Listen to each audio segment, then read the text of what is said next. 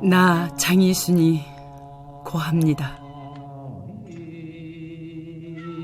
예수님이 내 죄를 지시고 십자가에 못 박혀 죽으심으로 지금까지 알고 지은 죄, 모르고 지은 죄, 앞으로 지을 죄까지 모두 사함을 받을 것이니 이 말씀을 믿기만 하면 구원받을 것이다. 방황하던 젊은 시절, 전 이런 설교를 들어 죄인이 됐고, 믿으면 죄사함을 받는다라는 설교를 듣고 죄사함을 받았습니다. 공짜로 죄사함을 받았으니 만인에게 이 기쁜 소식을 전해야겠다는 신념 하나로 신학교를 졸업하고 교육 전도사로 봉사를 했습니다.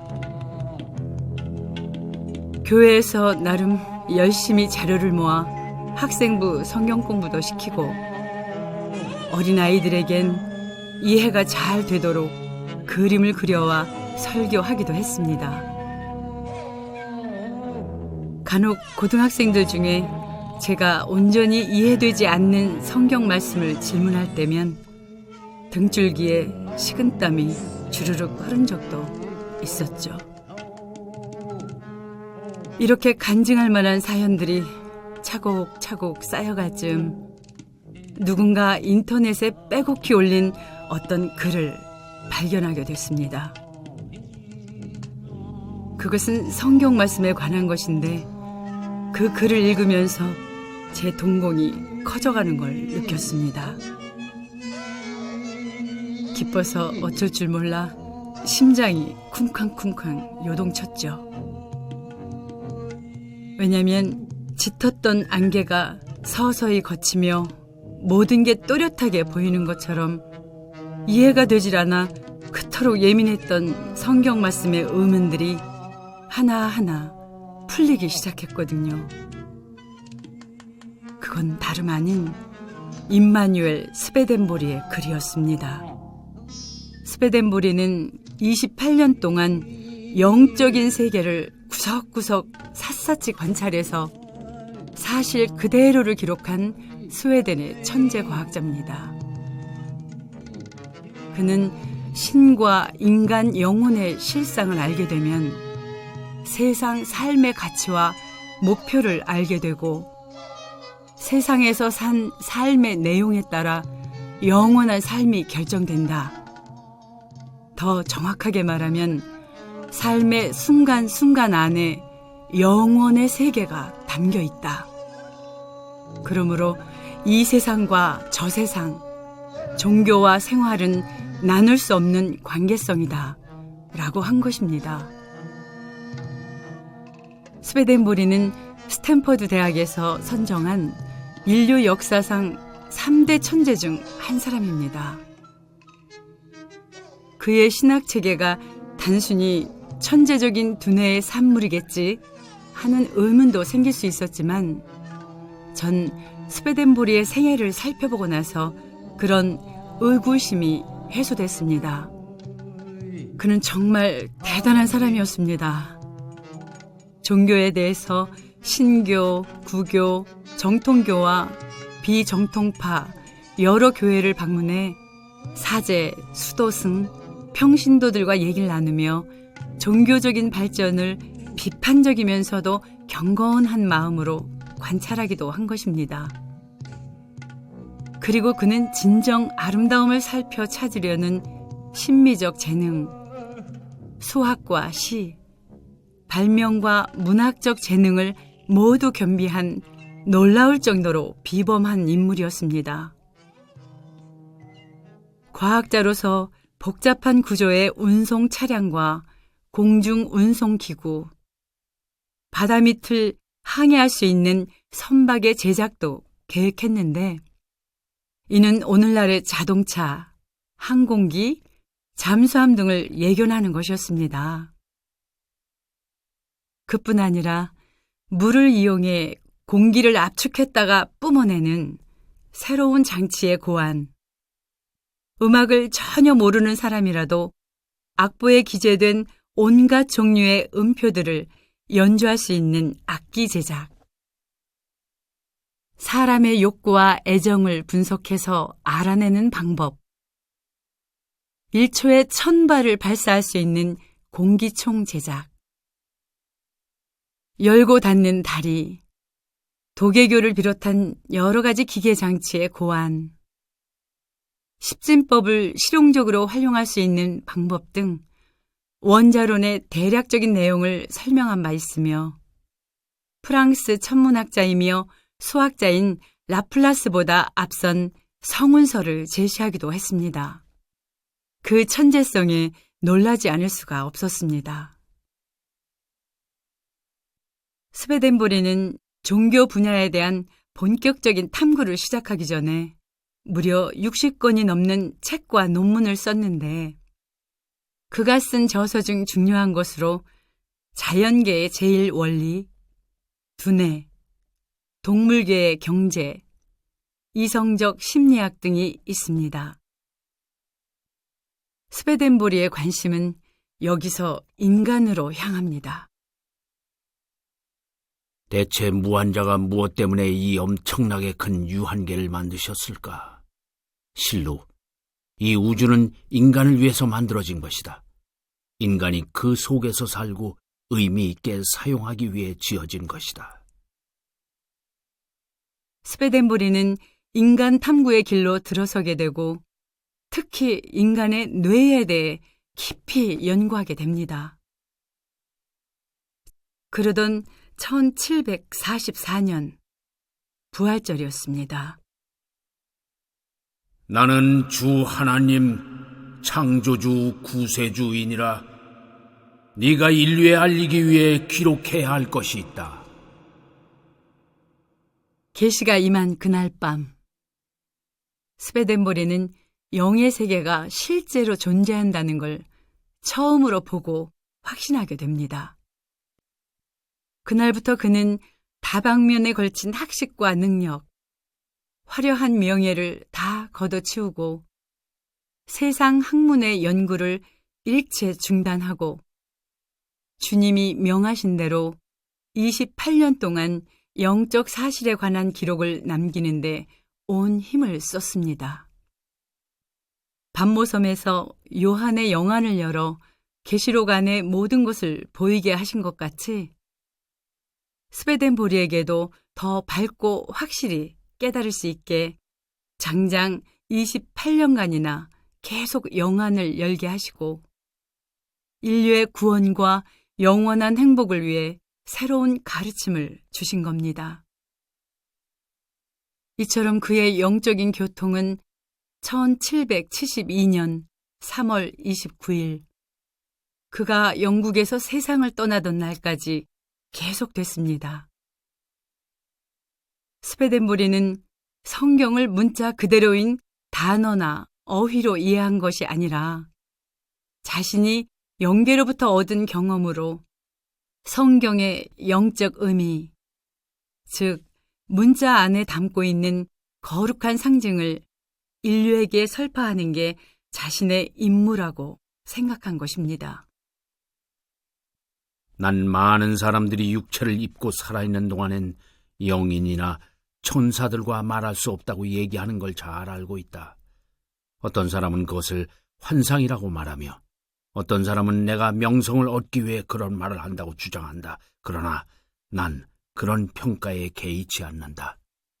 왜냐하면 내가 직접 보고 듣고 느꼈기 때문이다. 내가 전하는 영계의 진리는 사후 천국에 가느냐 지옥에 가느냐 운명이 달려있는 것이다. 사람은 신령 존재에게서 비롯된 계시가 없다면 영원한 생명, 사랑과 믿음에 관해서 아무것도 알 수가 없는 것이다. 왜냐하면 사람은 무지 그대로 태어났으며 모든 것을 세상의 사물로부터 배우고 그것으로부터 이해를 형성하기 때문이다. 그러므로 결론은 사람은 영원한 생명에 관해서 전적으로 무지하고 따라서 그걸 알기 위해선 필연적으로 계시가 있어야 한다는 것이다. 신령한 존재는 인류에 대한 사랑으로부터 그 삶을 인도하고 또 사람의 구원에 이바지하는 사항을 계시하는 것이다. 그는 진정으로 100년에 한 명 나올까 말까 한 지적 거인이라 할 것입니다. 그가 남긴 책은 40여 권이 되는데 자신이 임의로 쓴 것은 없고 오로지 성경 말씀을 읽는 가운데 주님께서 허락하신 것만 기록한 것입니다. 스웨덴부리가 영계 체험 가운데 아주 짧은 얘기를 남겨놨습니다. 주님은 내가 아는 죽은 사람들과 더불어 여러 날, 어떤 때는 여러 달, 어떤 경우엔 수년간 여러 사람들과 얘기할 수 있는 기회를 주셨다. 천국에 있는 사람이든 지옥에 있는 사람이든 수천 명은 될 것이다. 세상적이고 관능적인 정욕에 빠진 사람들은 하늘나라를 믿으려 하지 않는다. 영계에 올려지면 누구나 어떤 사회에 배속된다. 그러나 그 사람의 영은 그것에 대해서 전혀 무지하다. 왜냐하면 아직도 자신이 살아있다고 믿기 때문이다. 그런 상태에 있을 때 그 마음의 바램이 어디엔가 고정시킬 때까지 그는 여기저기 방황하게 된다. 영인들의 세계는 천국과 지옥, 중간지옥 또는 중간상태다. 사람이 죽어서 처음 들어오는 곳인데 그 세계엔 아주 많은 사람들이 있다. 거기서 모든 사람이 처음 만나고 조사를 받고 준비되는 것이다. 그곳에 들어가면 주님께서는 그들을 곧바로 구분하시어 악한 사람들은 세상에 있었을 때의 행실에 따라 지옥에 곧바로 소속되고 선한 사람들은 천국에 곧바로 소속된다. 영인들의 세계에서 머무는 시간은 고정돼 있지 않은데 어떤 사람은 2, 3주간, 어떤 사람은 여러 해를 머무는데 30년은 넘지 않는다. 영계에도 자연계처럼 집과 궁전, 낙원과 정원이 있으며 온갖 나무들이 있다. 들판과 초원, 평야와 녹지, 양떼와 가축 등 지상에 있는 것과 똑같이 존재하는데 다만 지상의 모든 것들은 자연적 근원에서 오지만 영계의 모든 것은 영적 근원에서 온다는 게 다를 뿐이다. 천사들은 영이기 때문에 마치 사람이 자연적 사물을 보듯 영적 사물을 보는 것이다. 천국의 기초는 주님을 사랑하고 이웃을 사랑하는 일이다. 그러므로 천사가 되려면 내 몸보다 이웃을 더 사랑해야 되는 것이다.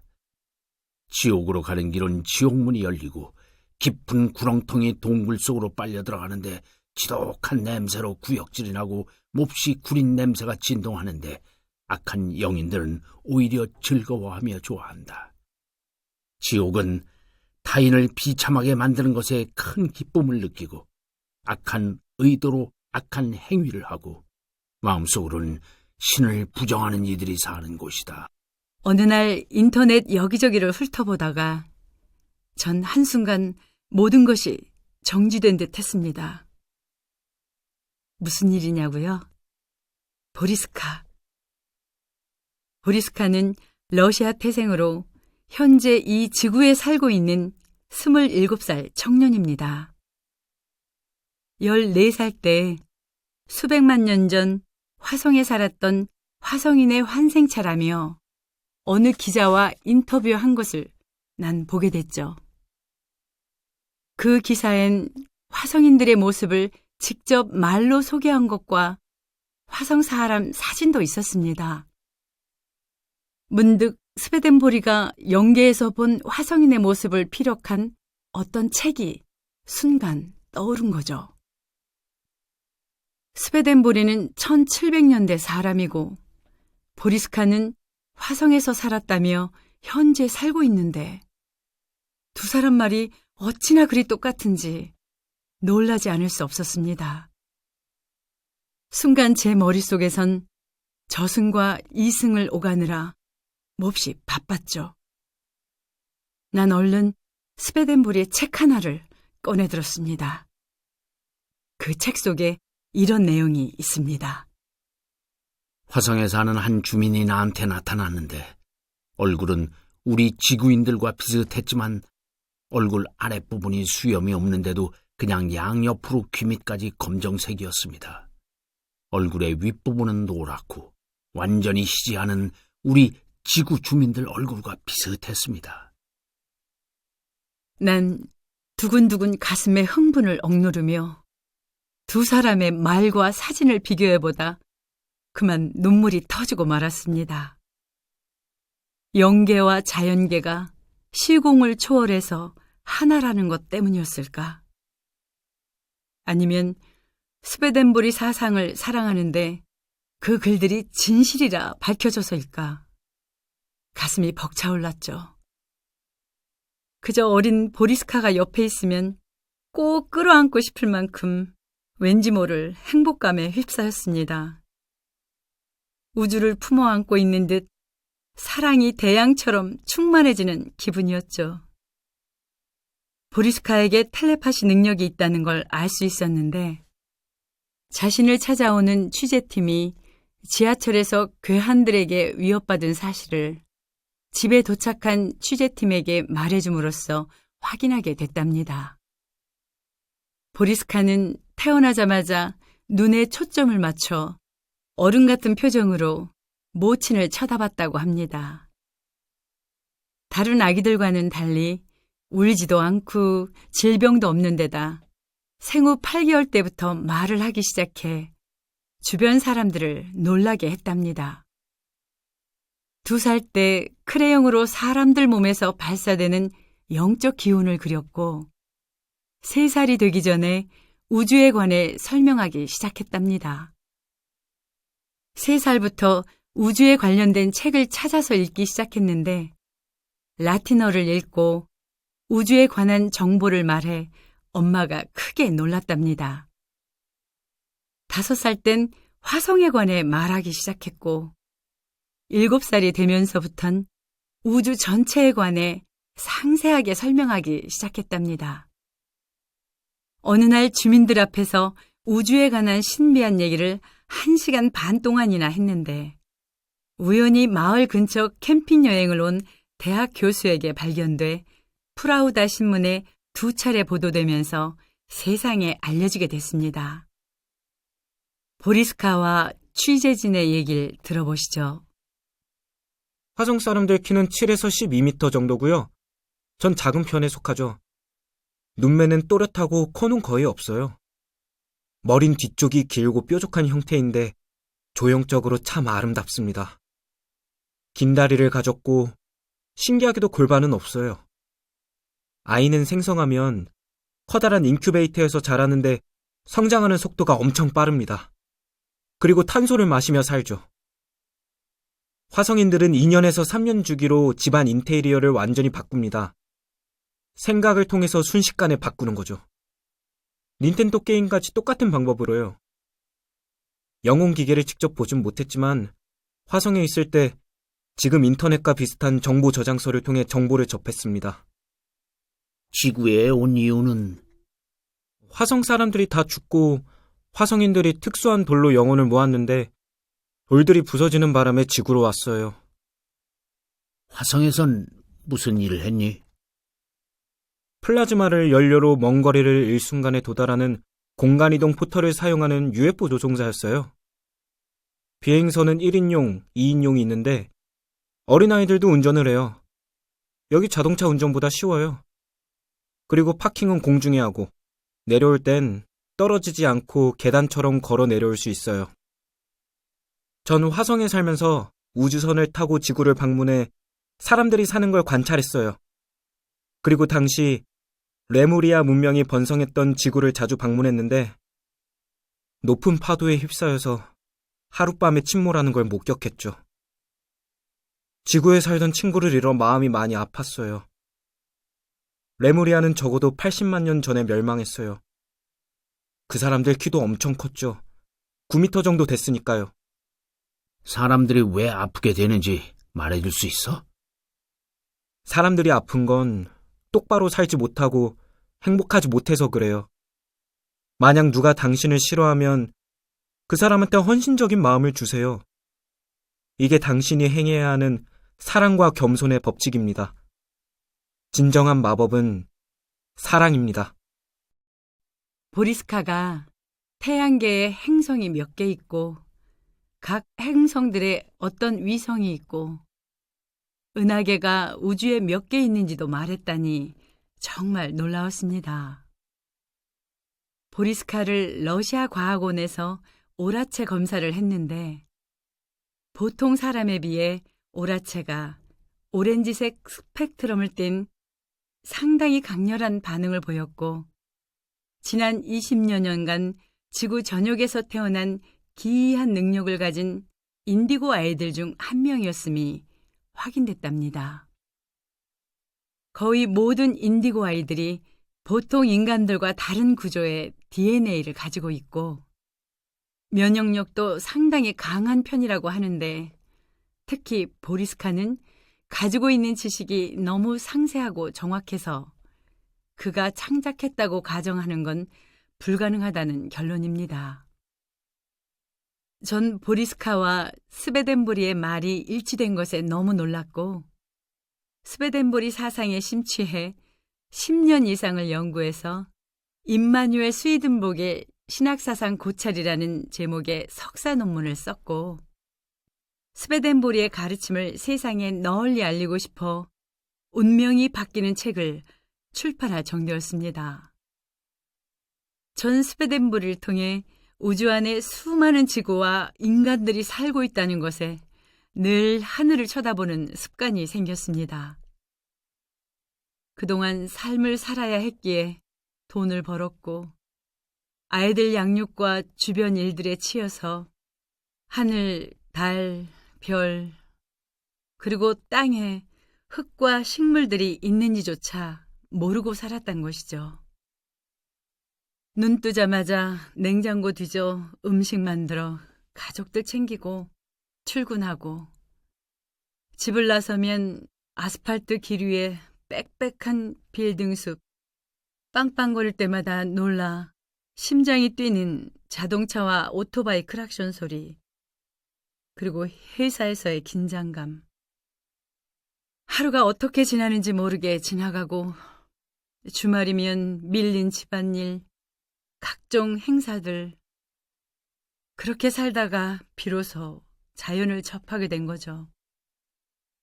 지금까지 예수님, 스베덴보리, 보리스카와 우주를 열렬히 사랑했듯이 보리스카가 말한 레무리아에 관해 다시 알아보기 시작했고 그러다 실존하는 신비의 지저 문명 텔로스 책을 새롭게 만나게 됩니다. 새 애인을 만나 사랑에 푹 빠지듯이 아름다운 텔로스를 그리며 또다시 긴 세월을 보내게 된 겁니다. 1997년 텔로스의 아다마와 레무리아인 빛 위원회로부터 사명 수행을 위해 미국의 샤스타산으로 거처를 옮겨라 라는 지시를 받고 레무리아인들의 가르침과 메시지를 전파한 오릴리아 루이즈 존스가 이렇게 말합니다. 레무리아는 고대 태평양에 존재했던 거대한 대륙으로 대략 기원전 450만 년부터 12,000년 이전까지 지상에 존재했습니다. 그 당시 거대한 레무리아 대륙에 속해 있던 땅들은 오늘날 하와이섬, 이스터섬, 피지 제도들, 호주와 뉴질랜드, 인도양 안에 있는 섬들과 마다가스카르까지 포함해 캘리포니아와 캐나다 남서부의 브리티시 컬럼비아주까지 미치는 영역이었죠. 레무리아는 아틀란티스 크기의 3배에 달했습니다. 레무리아 대륙과 그 이후 아틀란티스 대륙이 가라앉을 때까지 우리 지구엔 7개의 주요 대륙들이 존재했었죠. 아틀란티스 문명은 레무리아 문명보다 더 나중에 생겼는데 고대 철학자 플라톤에 져서 대화편에 아틀란티스 문명에 관한 언급이 나옵니다. 아틀란티스는 레무리아와는 달리 대서양에 존재했는데 그 크기는 캐나다와 미국을 합친 면적과 비슷했습니다. 아틀란티스 대륙 역시 지각 변동으로 하루 사이에 바닷속으로 침몰해 멸망했죠. 여러 자료를 통해 알고 믿게 됐지만 고대 레무리아 문명이 맥을 이어 지상의 인류를 돕기 위해 다시 우리 앞에 등장한다는 건 너무나 흥분되는 일이 아닐 수 없었습니다. 이제 지저 문명이 공개적으로 드러나는 건 시간 문제며 그것이 매우 임박해 있다고 생각해도 무린 아닐 것입니다. 2014년 7월 7일 오후 2시쯤으로 기억합니다. 벼랑간 머리가 휘잉해지면서 눈물이 왈칵 쏟아졌습니다. 오후가 됐는데 커튼을 걷지 않아서인지 방은 캄캄한 동굴 속 같았습니다. 누군가 날 강제로 가둬버린 듯 했죠. 그동안 굳건히 지키려고 손에 물집이 나고 생피가 나도록 잡고 있었던 하나님에 대한 믿음, 지성마저 도둑맞은 기분이었습니다. 살려달라고 소리칠 대상이 머리에서 사라지고 빈 껍데기 같은 몸속엔 검은 돌이 꽉 채워져 옴짝달싹 할 수 없어 그저 우두커니 앉아있을 수밖에 없었습니다. 아무것도 생각나지 않았습니다. 그냥 그날까지 세상에 혼자 살아온 것 같았죠. 보이지 않는 신을 의지하며 그저 그렇게 허공을 헤매다가 세상에 온갖 먼지가 쌓이고 쌓여 돌덩어리가 돼버린 느낌. 난 속으로 외쳤습니다. 장이순, 살아야 해. 장이순, 정신 차려. 그때부터 신을 찾기 시작했습니다. 아니, 목 놓아 울며 소리치고 애원했습니다. 근데 이번엔 원하는 게 달랐습니다. 그동안 기도는 늘 저를 지켜 보호하시고 주관하심으로 행복하게 해주셔서 감사합니다 였는데 처음으로 내가 아닌 나가 기도하는 것 같았습니다. 하나님이든 예수님이든 천사든 요정이든 내 눈앞에 나타나세요. 그도 아니면 환상으로라도 정확한 음성으로라도 내게 나타나든지 말해주든지 하세요. 이젠 직접 봐야겠습니다. 이젠 직접 들어야겠습니다. 난 그야말로 온갖 서러움과 억울함을 뒤집어 쓴 사람처럼 목 놓아 울며 누군가 직접 내 눈앞에 나타나 내가 늘 너와 함께 하고 있으니 힘내거라. 지금까지 믿어왔던 것처럼 그렇게 살면 되느니라. 그도 아니면 내 믿음이 그 정도밖에 안 되느냐 하고 혼을 내주든가 하길 바랬던 것입니다. 아무것도 나을 게 없어. 그래, 뭐가 나오겠어. 주변에 사람들이 있지만 부를 사람조차 없는데 뭐가 나타나겠어. 결국 엉엉 울다 지쳐 온몸이 두들겨 맞은 듯 아픈 채 잠이 들었죠. 그리고 밤 10시 반이 됐을 때 전화벨이 울려 여느 때처럼 받았어요. 어머, 목사님, 어떻게 이 시간에 전화를 다... 밤에 절대 통화하지 않는 목사님이었습니다. 그런데 그 순간 내가 왜 전화를 받으면서 현관문을 열고 나갔는지 모릅니다. 3층 철문을 여는 순간이었죠. 건물과 건물 사이 50m 상공 위에 마른 목골의 비행물체 UFO가 떠 있었습니다. 그 비행물체는 자동차 크기만 했고 마르모형 가장자리가 짙은 오렌지색과 노란색이 어우러져 살랑거리듯 반짝이고 있었습니다. 와, UFO, UFO, UFO다. 아, 무슨 UFO? 전도사님, 무슨 UFO가 있어요. 전도사님, 왜 그러세요, 전도사님? 야, 참. 그런데 수화기 너머로 들리는 목사님 음성보다 비행물체에서 말하는 소리가 더 크게 느껴왔습니다. 음성이 없는데도 말하는 것처럼 들렸습니다. 내가 왔다. 나타나라고 해서 내가 왔다. 나타나라고 애원했지? 그래서 내가 왔다. 그 비행물체는 7초 정도 떠 있다가 순식간에 사라졌습니다.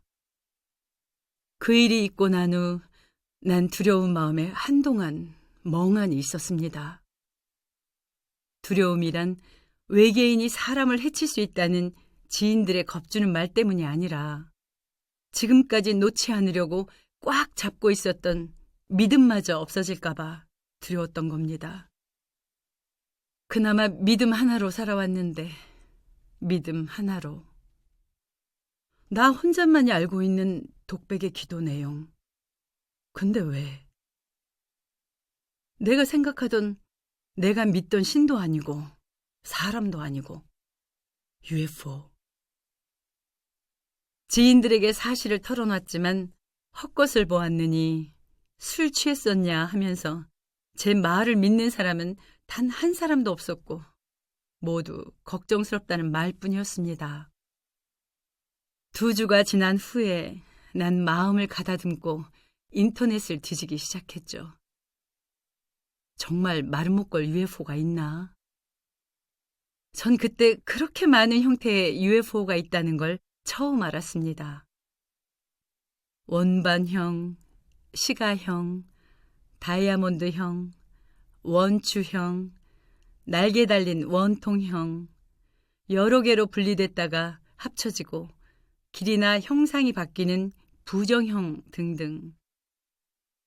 그렇게 몇 날을 심취해 찾아보던 중 UFO가 내려와서 6일간 인류에게 메시지를 주고 갔다는 라헬의 지적 설계라는 책을 만나게 됐습니다.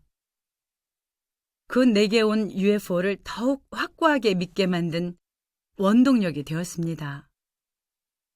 2014년 7월 7일 7초의 시간. 제겐 잊을 수 없는 행운의 날이 된 셈이죠. 말은 못 걸 UFO를 보았던 7초의 시간은 그 후 내 인생, 내 신앙, 내 사상을 송두리째 바꿔놨습니다. 난 또다시 새로운 사랑에 빠지게 된 거죠. 이번엔 외계인들과의 사랑. 나 라헬은 그날도 연애의 뜻처럼 출근을 하기 위해 집을 나섰습니다. 밖을 나오니 안개가 잔뜩 끼어서 주위는 온통 회색빛이었습니다. 찬 기운이 온몸을 엄습해왔죠. 그때 내가 왜 그랬는지 모릅니다. 오랜만에 맑은 공기를 마시고 싶다는 강렬한 마음이 어디론가 내 발걸음을 재촉하고 있었죠. 약속에 늦을까봐 급히 가는 사람처럼 안개 속을 뛰다 걷다 한참을 가다 보니까 여름에 가족과 함께 자주 놀러 왔던 곳이었습니다. 그 옆에 보이는 퓨이 드라소라 분화구. 수천 년 전 뜨거운 용암 분출로 프로방스 지방의 나무들처럼 햇빛을 받지 못해 난쟁이처럼 된 식물과 장식용이 될 수 있을 만큼 희한한 화산탄이 발견된 멋진 곳이죠. 그 분화구를 바라보며 난 경탄했습니다. 얼마나 웅장한 풍경인가. 난 크게 기지개를 켜고 몸 안에 맑은 공기를 듬뿍 채워넣듯 심호흡 몇 번을 하고 그곳을 떠나기 전 다시 한번 화산재의 퇴적으로 휘어진 산 정상을 바라봤습니다. 그때였죠. 뿌연 안개 속에서 돌연 붉은 빛이 번쩍였습니다. 헬리콥터 같은 것이 내 쪽으로 내려오는 것이었습니다. 헬리콥터라면 소리가 들렸을 텐데 아무 소리도 들리지 않았어요. 심지어는 바람 소리조차도. 뭐지? 무슨 기구인가? 그건 20m 상공에 떠있는 납작한 모양의 비행 접시 UFO였습니다. 직경 7m에 높이 2.5m 정도, 밑바닥은 평평하고 위는 원추형 모양, 아래쪽엔 아주 밝은 붉은색 등이 번쩍이고 있었고 가운데엔 마치 카메라 플래시 같은 흰 빛의 섬광이 간헐적으로 발산되고 있었죠. 그 빛은 너무 강렬해서 똑바로 쳐다볼 수가 없을 정도였습니다. 기체는 소리 없이 하강하면서 지상으로부터 2m 되는 곳에 정지했습니다. 오래전부터 UFO가 존재한다고 믿어왔지만 내 자신이 직접 그것을 보게 될 거라고는 상상조차 하지 않았죠. 난 화석이 된 듯 꼼짝 않고 그대로 서 있었습니다. 무서워서가 아니라 뭔지 모를, 이제부터 일어날 일에 대한 흥분으로 가득 차 있었던 겁니다. 당시 난 3년 전부터 자동차 경주에 관한 전문지를 창간해서 레이싱카 선수도 하면서 기자로 활동을 했는데 마침 그때 카메라가 없는 게 몹시 안타까울 뿐이었습니다. 바로 그때 문이 열리면서 사다리 같은 것이 펼쳐져 땅에 닿았습니다. 누군가 나오는 것 같았죠. 두 발이 보였고 전신이 보였을 때 난 어린애라고 생각했습니다. 어디서 오셨어요? 아주 먼 곳에서. 프랑스 말을 하시는군요. 모든 나라 말. 다른 행성에서 오셨습니까? 네, 여기엔 처음 오신 겁니까? 아니요, 그럼 자주. 그래도 부족합니다. 오늘은 당신과 얘기하기 위해서 왔죠. 저요? 네, 클로드 보리롱 라일씨, 스포츠카에 관한 작은 잡지 편집인이죠. 결혼했고 두 애 아버지. 아니, 그걸 어떻게... 오랫동안 당신을 관찰해왔죠. 네? 왜 절... 그게 내가 당신에게 하는 일입니다. 그런데 이렇게 추운 겨울 아침 왜 여길 왔습니까? 모르겠습니다. 그냥 맑은 공기를 마시고 싶다는 생각으로. 자주 오나요? 여름엔, 겨울엔 오지 않습니다. 근데 왜 오늘? 산책을 계획했었나요? 아니요. 눈 뜨자마자 왠지 오고 싶다는 생각이 들어서 여기까지 오게 된 겁니다. 당신이 여기 온 건 내가 당신을 만나고 싶어 했기 때문이죠. 텔레파시를 믿습니까? 네. 제가 항상 관심을 가지고 있는 거고 UFO에 관련해서도 많은 흥미를 갖고 있죠. 근데 이렇게 직접 보리라고는 상상조차 못했습니다. 텔레파시로 당신을 불렀죠. 할 얘기가 참 많습니다.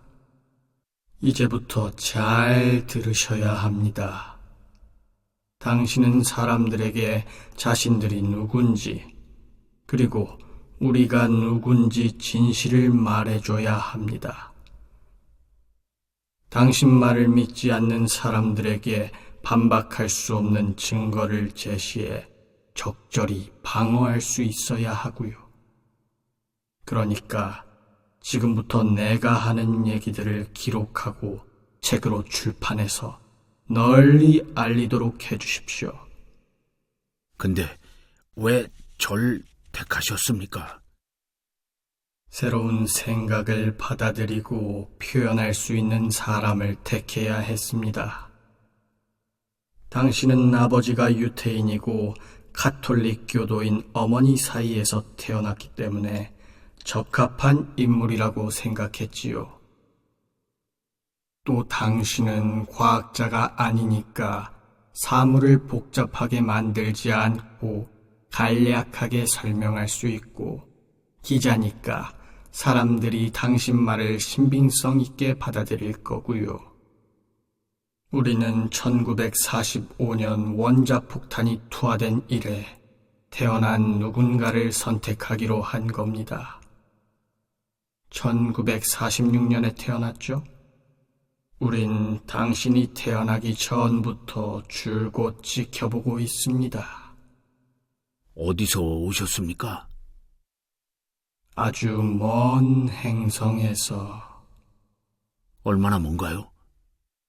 지구의 과학 지식으론 도저히 도달할 수 없는 거리.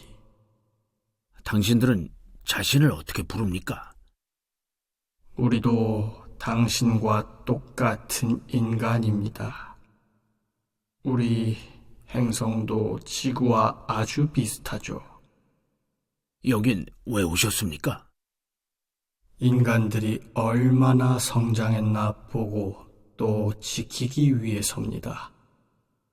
인간에겐 미래가 있지요. 우린 과거의 인간입니다. 인구가 많은가요? 여기보다 훨씬. 가보고 싶은데 가능할까요? 안 됩니다.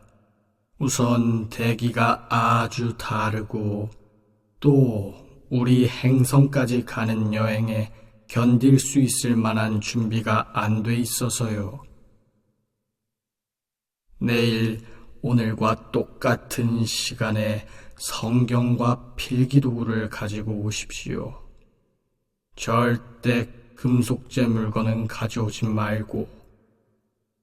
그리고 오늘 우리가 만난 얘긴 누구한테도 말해선 안 됩니다. 요즘 UFO가 끊임없이 나타나고 있죠.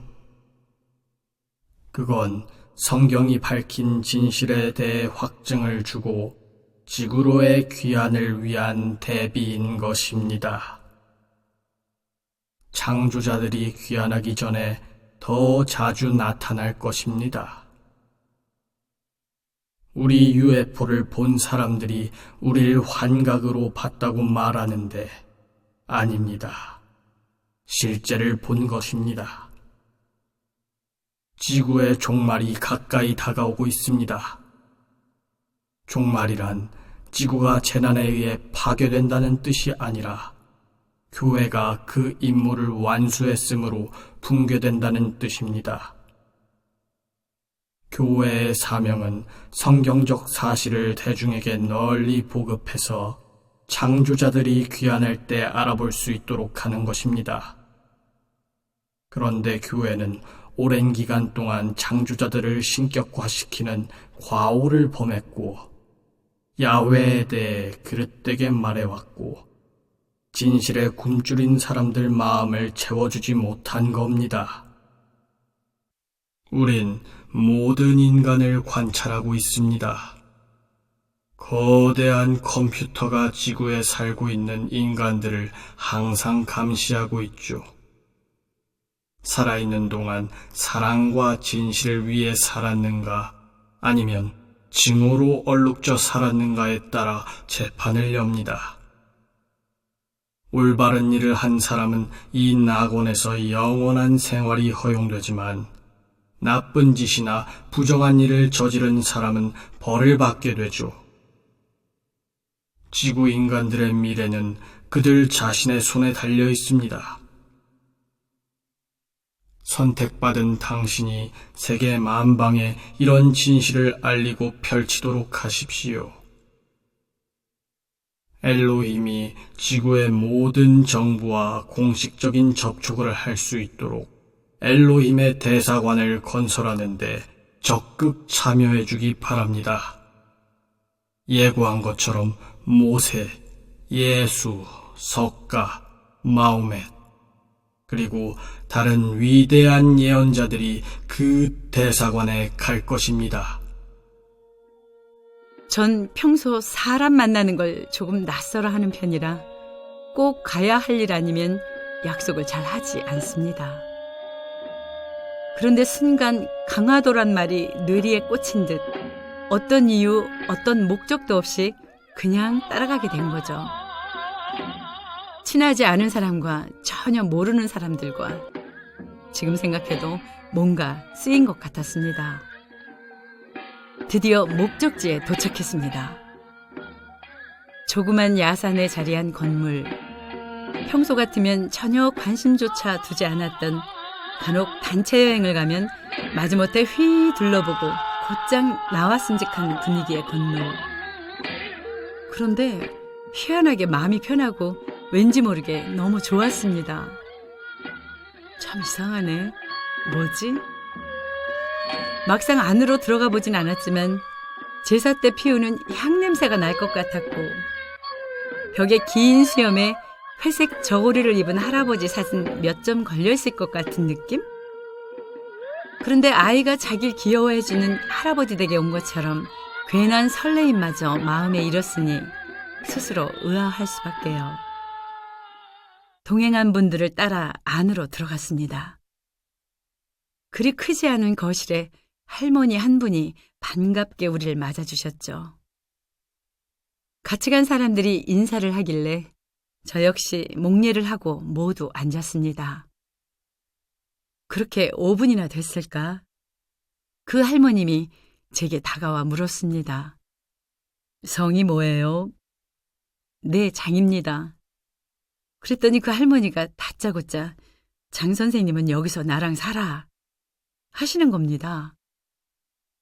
그 말에 벼랑간 주위가 조용해졌습니다. 저는 그 말을 듣는 순간 마음 깊은 곳에서 무슨 일이 또 시작되겠구나 싶었죠. 그 할머니가 땅의 어머니 곰모님입니다. 내가 왜 살아야 되나? 나한테 뭐가 있나? 나한테 있는 거를 욕 안 먹이고 똑바로 살아서 키워야겠다. 이러면 자기가 똑바로 커가지고 조상을 뿌리로 믿고요. 자기를 문중에 자손으로 믿고 모든 걸 문중에서 시작을 하면 자식 교육시키고 이웃의 정을 나누며 사회의 일꾼이 되면 애국자가 되고 그러면 그 애국자 되는 나라는 똑바르게 가죠. 시방 나라도 망했고 사회에 일꾼도 없고, 예, 우리나라 일꾼 없어요. 왜냐하면 애국 사람이야 돈 다 벌어가 알챙이 다 벌고 그러면 고무풍선처럼 헛풍선이만 있는 세상이 왔다 이거죠. 네. 그러니까 자기 뿌리가 없으니까 그냥 몸속에 900주 생명 관리신을 자기 성실을 내쫓이고 딴 성을 불러놓고 자기가 그 자손인 줄 알고 노력하다 가죠. 그날의 만남으로부터 얼마 후 저는 생각지 않게 그곳에서 지내는 일이 많아졌습니다. 때론 며칠씩 묵으면서 곰모님과 많은 대화를 나눴고 시험 준비하는 사람처럼 그곳에 있는 서적들을 탁치는 대로 읽다가 덜 이해된 내용들은 인터넷을 검색해가며 밤낮으로 공부했습니다. 정말이지 책 냄새가 코에 밴 것 같았죠. 주변 자연경관에도 적응이 됐는지 고향 친정엄마 집에 온 것처럼 편안했습니다. 전 복받치는 감정에 코가 막히고 눈을 못 뜰 만큼 회개한 적은 그때가 처음이었던 것 같습니다. 생각해보니 조상은커녕 부모도 모르고 살았던 겁니다. 아니, 내가 아는 게 뭐지 싶었습니다. 나도 모르게 무릎이 꿇려졌죠. 사실 우리 민족 시조님들에 관해 정말 몰랐습니다. 그렇다고 그 당시 누군가 알려줬어도 거부했을지 모릅니다. 그저 이 세상에 안 계시는 분들에 관해선 학교에서 배운 역사 속 위인 말고는 모두 설화라고 생각했으니까요. 어쩌면 고달픈 삶을 살다 보니 어렵게 살아가는 주변 사람들을 애써 외면하고 싶은 것처럼 조상님, 시조님이란 말만 들어도 감사는커녕 고리타분하다고 생각했을지도 모릅니다. 난 고개를 들어 하늘만 봐도 무한을 즐길 수 있고 몇 발자국만 나가도 아름답고 신비로운 자연이 있는데 낯선 타지, 타국의 유명한 곳을 찾아 먼 곳으로 가는 것을 더 소중한 여행이라 생각했던 겁니다. 조상 대대로 전해져 내려온 비법으로 빚어진 최고의 음식인 고추장, 된장, 김치의 소중함을 잊고 산 거죠. 목숨을 아끼지 않고 날 사랑해 주신 부모님과 조상님 제사도 우상 숭배라면서 터부시한 채 산 넘고 바다 건너 마음도 신을 찾아다니느라 골병든 뒤에 이제야 내 집에 돌아온 탕자였음을 알게 된 겁니다.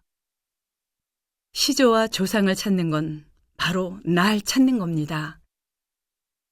사람은 하늘의 자손이고 땅의 자손이고 부모의 자손입니다. 조상을 찾으면 날 찾는 것이니 조상을 찾는 게 바로 삶의 올바른 실체인 겁니다. 어머니, 아버지, 배우자, 나, 자식. 이것이 종교니 종교라는 것은 바로 자기 가족인 것입니다.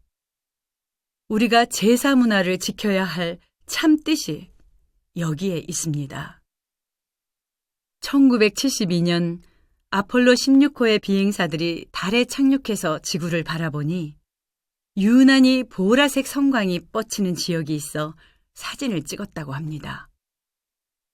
그것이 바로 강화도 만이산 일대였습니다. 이들의 증언이 아니더라도 강화도는 인류의 시작인 우리 한민족과 깊은 관계가 있는 곳입니다. 강화도는 국가의 기본을 세울 땅임을 통찰하고 자손 대대로 수만 년을 살아갈 터임을 확신해 단군이 하느님에게 천제를 올렸던 곳입니다. 그뿐 아니라 나라를 구하고자 8만 대장경을 만들어 고려시대 40년간 몽골에 저항했던 곳이며 하늘에서 온 천신들이 최초로 인간을 만든 곳이라는 비밀을 간직한 큰 의미가 있는 장소이기도 합니다. 그러므로 강화도는 생명의 터전이며 한민족의 사상과 단군 신화의 발상지이자 국난 극복의 저항과 독립정신의 고향이라고 할 수 있는 곳입니다. 제가 간 곳은 강화도 혈구산에 있는 단법 숭조회라는 곳이었습니다. 우리 민족이 전통적으로 행해온 세시 풍속을 실천하는 곳이며 많은 문중의 자손들이 천재 문화를 계승해온 곳입니다. 이곳에서 조신하게 근신에 선지 마음은 더욱 안정되었고 제 주위에 끝이 보이지 않을 정도의 많은 시조님들이 늘 함께하는 것 같았습니다. 사람의 몸은 뼈와 살과 피로 이루어졌죠. 지구도 산맥이 뼈라고 보면 산맥과 산맥 사이에 들판이 있고 그 들판으로 물이 흘러가면서 땅 기운을 돌려주고 있는데 이런 지구의 운행을 관리하는 시조님들을 소임에 따라 각각 신으로 명명한 겁니다. 산맥을 관리하며 생명을 주는 산신, 넓은 들판을 관리하며 곡식을 길러 사람과 짐승을 풍부하게 먹여주는 터주신, 물을 관리하며 사람 피를 맑게 해주고 재물을 주는 용왕대신, 시조님들이 계시고 영계를 관리하시는 화능천왕님, 인간 세계를 주관하는 만이 어머님, 이 땅을 관리하는 주인이시며 조물주이신 단군 시조님이 있습니다. 화능천왕님이 하늘에 가서도 인간 세상 문제를 해결해 보려고 고심 중이었는데 어느 날 아들 단군이 지혜가 떠올라 화능천왕님께 방편을 말씀드렸더니 기뻐하시면서 단군을 이 땅에 내려보내셨습니다. 단군께서는 총명하고 신령스러운 덕이 있었죠. 아사달의 도읍을 정하시고 다음과 같이 백성을 교화하셨습니다. 하늘의 법칙은 오직 한결같으니 그 문은 둘이 아니니라. 너희들의 정성이 오로지 순수하고 한결같을 때 비로소 너희 마음은 하늘에 이르게 될 것이니라. 너희가 태어난 것은 오직 친부모가 있어서다. 부모는 하늘에서 스스로 내려온 것이니 부모 공경하기를 하늘을 공경하듯 지극히 하면 그것이 나라에 충성하는 것이요 부모에게 효도하는 것이니라. 짐승에게도 짝이 있고 해진 신발도 짝이 있으니 너희 남녀는 서로 화목하여 원망함이 없고 질투함이 없고 음란함이 없어야 하느니라. 단군이 91세에 운사에게 명하여 혈구산의 삼낭성을 축조하게 하시고 만이산 정상에 참성단을 쌓게 하셨습니다. 또한 조선을 건국하셔 93년간 재위하시다가 130세 되던 해 세상을 떠나셨습니다.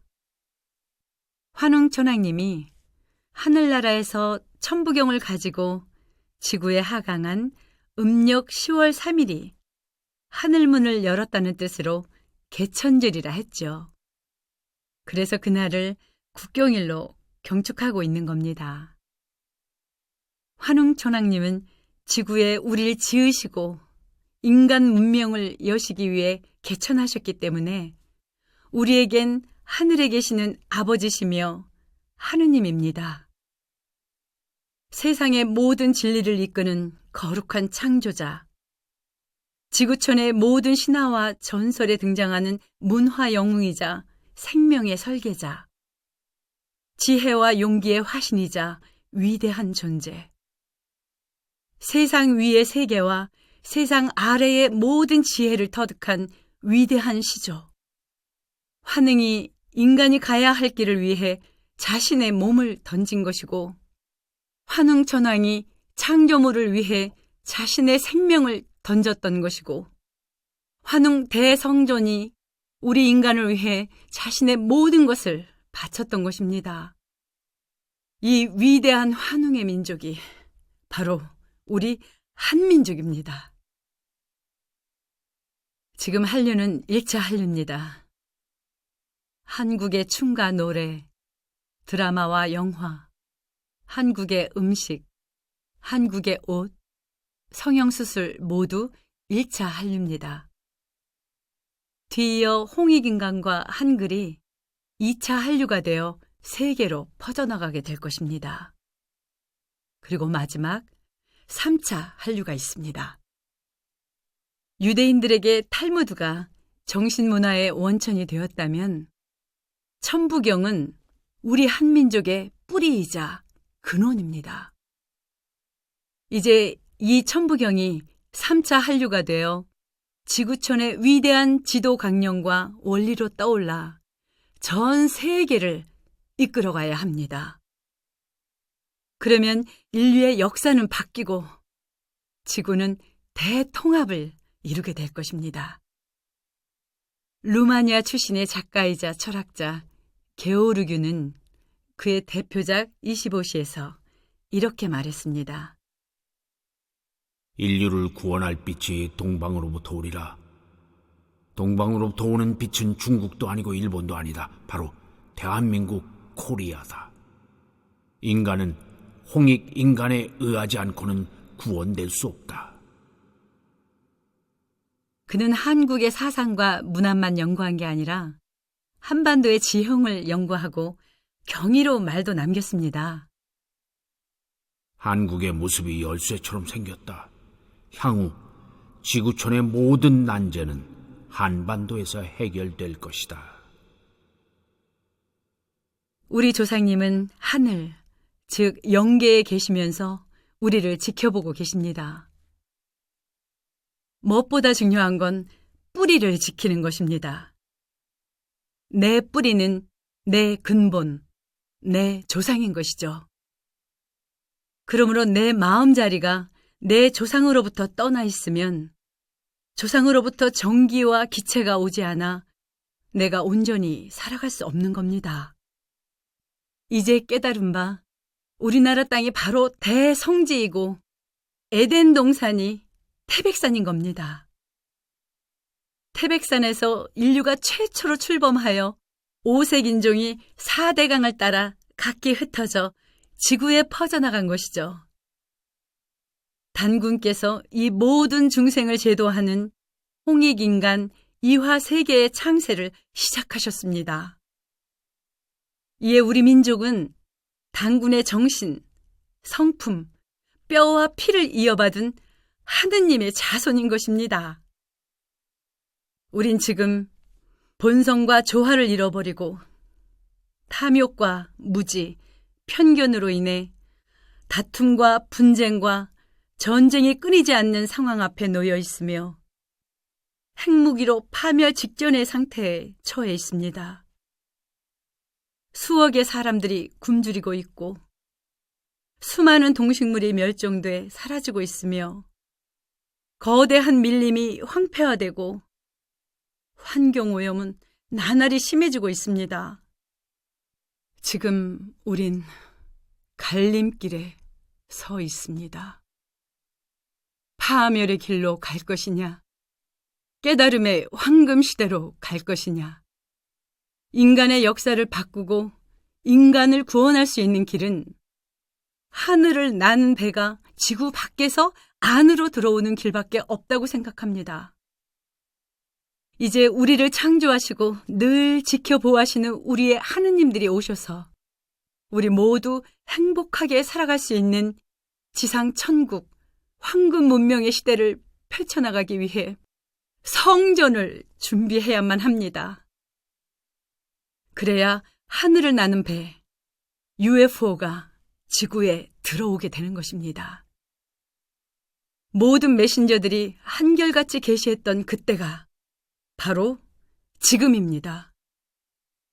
이제 세계의 많은 사람들이 믿고 의지한 예수님, 부처님, 마호멧 등 위대한 예언자들과 함께 우리의 환웅천왕님이 오셔서 홍익인간 이화세계를 완성시키실 겁니다.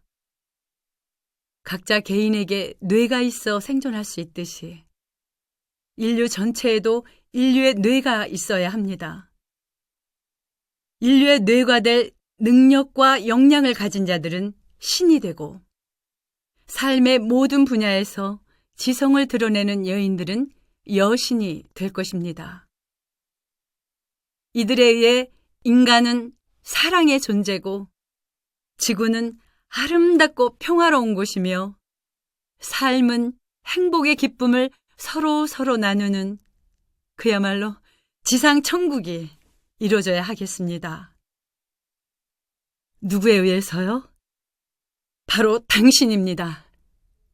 당신에 의해서 새 하늘, 새 땅, 사랑과 평화, 풍요가 넘치는 새 황금 시대의 문이 활짝 열려야 하는 겁니다.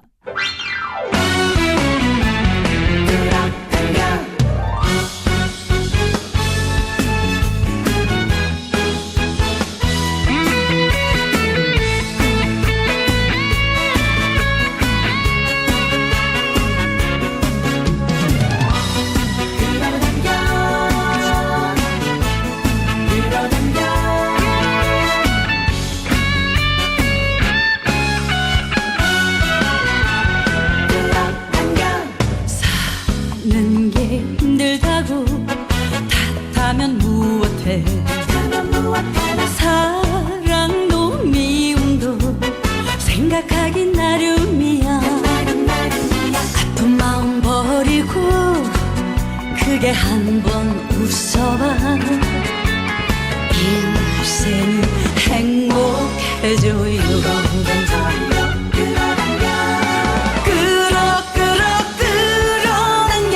당신의 마음대로 끌어당겨. 당신은 할 수 있어. 모든 건 생각대로 되는 거야. 원하는 게 무엇인지, 내가 무엇을 바라는지, 행복을